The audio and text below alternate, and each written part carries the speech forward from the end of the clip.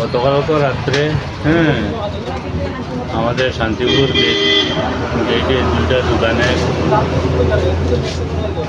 দুইটা দোকানের তালা ভেঙে দরজা ভেঙে চোর ঘরে প্রবেশ করে বেশ কিছু জিনিসপত্র নিয়ে চোরের দল পালিয়ে যায়।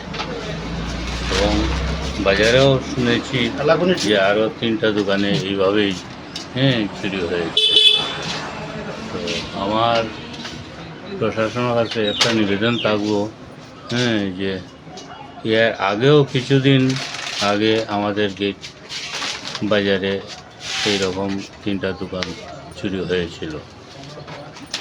তখন থেকে আমরা প্রশাসনের কাছে অনুরোধ জানিয়েছিলাম যে গেটে যাতে রাত্রবেলায় একটা পাহাড়ের ব্যবস্থা বা পেট্রোলের ব্যবস্থা করা হোক, কিন্তু সেটা অতি দুর্বল থাকাতে চোরের দল আজকে এইসব ঘটনা করতে সক্ষম হচ্ছে।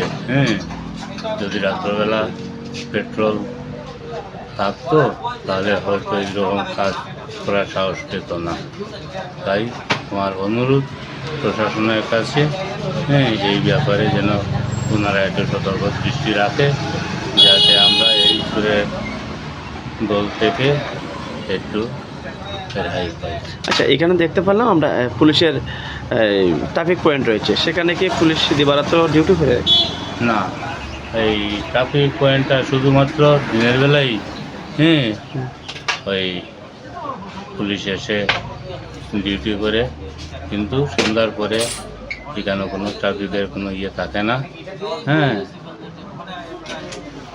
কোন থানার পুলিশ এখানে ডিউটি করে? এটা পেচার তো থানার আন্ডারে। আর এই শান্তিপুর গেট এলাকা যে দুজনের দোকান চুরি হয়েছে, ওনার নামটা? একজনের নাম মান্না রায় আর আরও একজনের নাম মহান্ত দেবনাথ। আচ্ছা, আর বাজার এলাকায় যে 3টা চুরি হয়েছে এটা জানতে পারছেন? শুধু জেনেছি যে চুরি হয়েছে, আচ্ছা, কতটুকু কী হয়েছে তা বিস্তারিত জানি। আচ্ছা, আপনার নামটা? আমার নাম